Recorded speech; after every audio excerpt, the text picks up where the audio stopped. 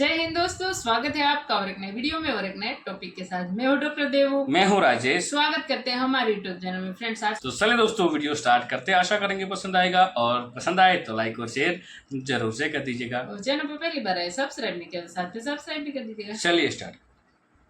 दुनिया में किसी माई के लाल में ये हिम्मत है कि जिस मुल्क में जंग चल रही हो, मुल्क तबाह हो रहा हो, और उस मुल्क में किसी मुल्क का वज़ीर आज़म जैसे prime minister Narendra Modi Ukraine में गए हैं। देखे अमेरिका सुपर पावर बनता है दुनिया के बीच में, ये यूक्रेन की बड़ी साइड लेता है, अपने डॉलर भी खर्च करता है। क्या अमेरिका के सदर की हिम्मत है यूक्रेन में आने की?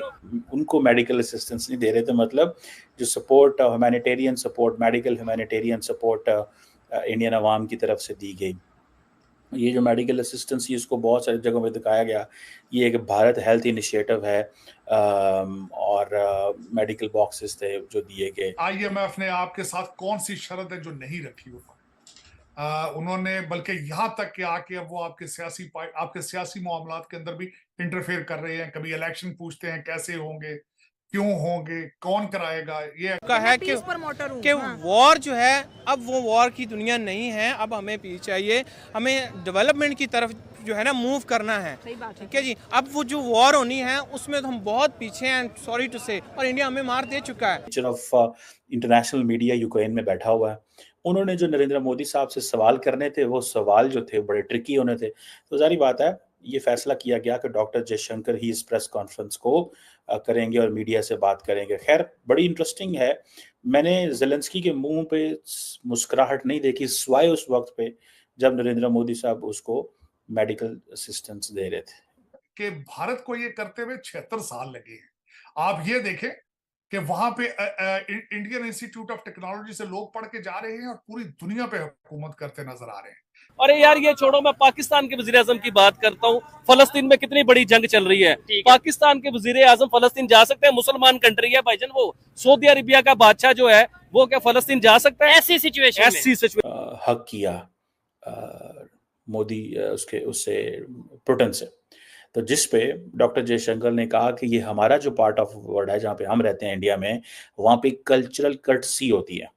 इन कल्चरल कर्टसीज के आप जिस बंदे से मिलते हैं तो आप इस अंदाज से मिलते हैं। तो मोदी दुनिया में जिस लीडर को भी मिलते हैं, जहाँ भी जाते हैं, इसी अंदाज से मिलते हैं। सो इसको आप नेगेटिव कॉनोटेशन में ना लें। अब वॉर होनी है, साइबर वॉर है, तो हम साइबर वॉर में कहाँ हैं? हमारी तो अपने लाहौर बोर्ड की वेबसाइट है, वो किसी ने हैक कर ली है। ठीक है जी। ये हमारी वेबसाइट्स हैं, हमारी इवन के बड़ी सेंसिबल वेबसाइट्स हैं, and they are being hacked by the Indians. और पूरे पंजाब, पूरे पाकिस्तान की सरकारी इमारत के ऊपर 5 करोड़ से ज्यादा लागत आई है। अब उन जो बिल्डिंगें हैं सरकारी, उन्होंने ये तो नहीं कहा हिंदुस्तान मुर्दाबाद, मैंने कहा है पाकिस्तान जिंदाबाद।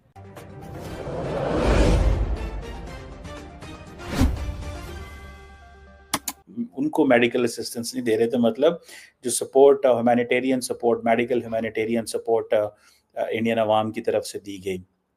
ये जो मेडिकल असिस्टेंस है इसको बहुत सारी जगहों पे दिखाया गया।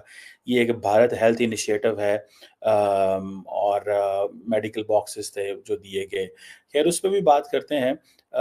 सबसे बड़ा जो सवाल उठा और उस पर बड़ी कमेंट हुआ, वो आई थिंक एक बीबीसी का रिपोर्टर था। आई डोंट नो वो रिपोर्टर कौन था, लेकिन मेरा ख्याल है बीबीसी का रिपोर्टर था, जिसने ये सवाल किया डॉक्टर जयशंकर से कि नरेंद्र मोदी जो हैं उन्होंने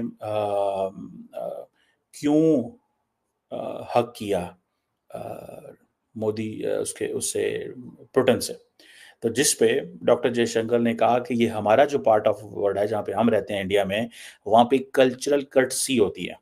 इन कल्चरल कर्टसीज के आप जिस बंदे से मिलते हैं तो आप इस अंदाज से मिलते हैं। तो मोदी दुनिया में जिस लीडर को भी मिलते हैं, जहाँ भी जाते हैं, इसी अंदाज से मिलते हैं। सो इसको आप नेगेटिव कॉनोटेशन में ना लें। और आपके मुल्कों में होता होगा कि आप इस तरह नहीं मिलते, लेकिन हम इस तरह मिलते हैं। सो बेसिकली उनको पता था ये सवाल आने हैं। सो ये लफ्ज़ जो कल्चरल कर्टसी है या कर्टसी जो वर्ड था, ये मैंने वहाँ पे देखा कि डॉक्टर जयशंकर देख रहे थे अपने पेज के ऊपर कि अगर इस तरह इसको कैसे जवाब दे रहे हैं। पहले ही सारा उनको पता होता है कि ये सवाल आएंगे तो उसका पॉसिबल जवाब हमने क्या तैयार करके रखना है। तो डॉक्टर जयशंकर है वैसे ही स्मार्ट डिप्लोमेट, उसको पता है मैंने कैसे जवाब देना है, लेकिन इवन देन जो फॉरेन ऑफिस होता है वो उनको बहुत सारा, जो उनकी एमई है वो बहुत ज़्यादा चीज़ें उनको बताती है। और एक और बड़ी बात था, एक तो चलो ये जो सैंक्शंस वाली बात थी, सॉरी ये हंसी, ये जफ्फी डालने वाली बात थी जिस पर उन्होंने कमेंट किया। दूसरी की इंपॉर्टेंट बात है, और डॉक्टर जयशंकर ने बेसिकली वेस्ट को, जिसे कहते हैं ना कि सही करारा एक झटका लगाया, और वो झटका क्या है? उन्होंने कहा जी रशिया के ऊपर तो सैंक्शंस हैं। उसने कहा जी हम, डॉक्टर जयशंकर ने कहा हम सिर्फ यूनाइटेड नेशंस की जो सैंक्शंस हैं उसकी रिस्पेक्ट करते हैं, बाकी ये जो बायलैटरल आप लोग लड़ते रहते हैं हमें इसकी कोई परवाह नहीं। That is something, direct message to Washington, direct message to London and Paris कि आप जो मर्जी थर्ड वर्ल्ड कंट्रीज या फर्स्ट वर्ल्ड कंट्रीज आप जो मर्जी सैंक्शंस करते रहो, हमें उसकी कोई परवाह नहीं है। हमें अगर परवाह है तो वो सिर्फ और सिर्फ उन सैंक्शंस की है जो यूएन की है। इट मीन्स कि इंडिया कामयाब है, कि इंडिया जो पाकिस्तान के रिलेटेड अक्सर बात करता है वो यही कहता है जी कि वो यूएन डेजिग्नेटेड है, तो हमें यूएन की परवाह है, यूएन से हम बात कर रहे हैं, हम किसी और चीज़ की बात ही नहीं कर रहे। सो इस चीज़ को अगर आप देखें तो इट मीन्स के डॉक्टर जयशंकर ने वो जो कल्चरल कर्टसी वाला क्वेश्चन भी बड़े अच्छे तरीके से अटेंड कर लिया। फिर दूसरा ये है कि ये चीज़ें भी थी, सो ये भी सवाल अटेंड कर लिया कि आईएमएफ ने आपके साथ कौन सी शर्त है जो नहीं रखी उन्होंने, बल्कि यहाँ तक कि आके अब वो आपके सियासी मामलात के अंदर भी इंटरफेयर कर रहे हैं। कभी इलेक्शन पूछते हैं कैसे होंगे, क्यों होंगे, कौन कराएगा, ये एक अलग चीजें हैं। आपके अभी बिजली का रेट है वो बढ़ा है रिसेंटली, उसके बाद वो बिजली के रेट पे इंटरेस्टेड है, लेकिन आपके 87 मेंबर है इस वक्त कैबिनेट के, उनमें उनका कोई इंटरेस्ट नहीं है। लेकिन दूसरी तरफ मैं ये बताना ये चाहूंगा कि भारत को ये करते हुए 76 साल लगे हैं। आप ये देखें कि वहां पे इंडियन इंस्टीट्यूट ऑफ टेक्नोलॉजी से लोग पढ़ के जा रहे हैं और पूरी दुनिया पे हुकूमत करते नजर आ रहे हैं। इस वक्त अगर देखा जाए तो अमेरिका, आईएमएफ तो ultimately is funded by America. America की हर दूसरी बड़ी ऑर्गेनाइजेशन का हेड जो है वो भारतीय निजाद है और इंडियन इंस्टीट्यूट ऑफ टेक्नोलॉजी से पढ़ा है। अजय बंगा की सबसे बड़ी मिसाल है, उनके कांग्रेसमैन, उनके प्रेसिडेंशियल कैंडिडेट, हत्ता कि वहां की वाइस प्रेसिडेंट जो है कमला हैरिस, वो इंडियन निजाद है।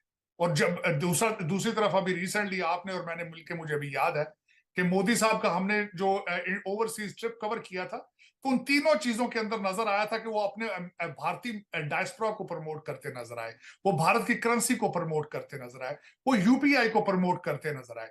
आपने कभी देखा है कि हमारा कोई फॉरेन डेलीगेशन गया हो, उसने सबसे पहले तो ये बताऊंगा कि जाते कर्जा लेने हैं, लेकिन 350 बंदों का डेलीगेशन साथ जाता है, कैमरामैन साथ जाते हैं, शेफ साथ जाते हैं, कुक साथ जाते हैं। तो कंपैरिजन मेरे ख्याल में, एक तो चोई साहब मैं अब इस पॉइंट पे पहुंचा हूं कि हमारा कंपैरिजन अब भारत के साथ करना पॉसिबल नहीं। डेफिनेटली सर, इवन जो लोग देखते हैं, इंडिया से बड़ी तादाद में ऑडियंस है और वो इस चीज से अब नाराज होते हैं कि भाई हमारे साथ कंपैरिजन ना करो। और मैं पर्सनली ये समझता हूँ कि कंपैरिजन अब नहीं बनता, लेकिन सीखना तो बनता है सर, कि सीखना भी नहीं बनता। सीखना बिल्कुल चाहिए, मैं समझ, लेकिन अब टाइम आता जा रहा है कि आपको अफगानिस्तान से भी सीखना पड़ेगा, अब तो वो भी। थैंक यू दोस्तों वीडियो को यहाँ तक देखने के लिए। बाकी दोस्तों आपकी क्या राय है इस वीडियो के माध्यम से आप कमेंट में लिखकर जरूर बता दीजिए। फिलहाल आपसे विदाई ले रहे, मिलेंगे और एक नई वीडियो में दोस्तों आपके साथ। टिल देन, जय हिंद, जय भारत।